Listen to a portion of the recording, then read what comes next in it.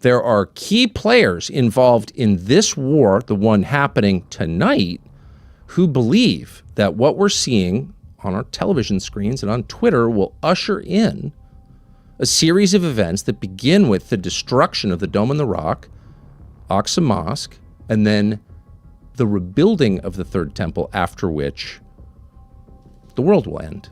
God will come back. And they mean it. Here's an IDF soldier, apparently an American by his accent, describing why he's at war. Watch this. They call this operation the Swords of Iron. But what are we really fighting for? We're fighting for the right of the Jewish people to exist, be Jewish, practice their religion, and be free. And one day our true leader will come and we'll be united as the whole Jewish nation so we can rebuild the Beit HaMikdash. Beit HaMikdash. That's the Hebrew term for the temple, the Third Temple. We are doing this so we can rebuild the temple. Now, you'll notice he's pulling off patches on Velcro on his IDF uniform, so it just couldn't be clearer. Why are we doing this?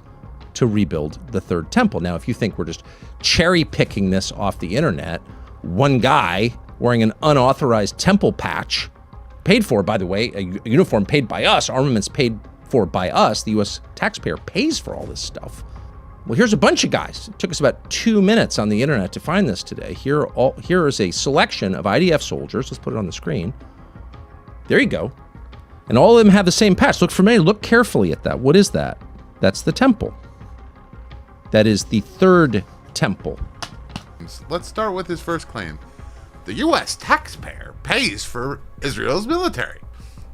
First of all, the U.S. gives roughly $3.8 billion to Israel for their military. But you must understand that only accounts for 16% of the Israeli defense budget. To say that 16% pays for their army, well, where does the other 84% come from?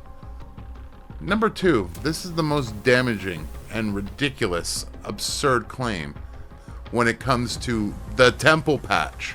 First of all, out of the 170,000 IDF soldiers, roughly 10 to 15% are actually religious.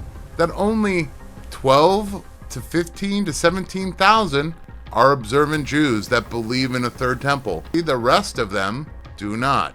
So to say that the IDF is some kind of large army that's going to build the third temple, it's nonsense. He's doing this for clicks, but he's also doing it for a very specific crowd.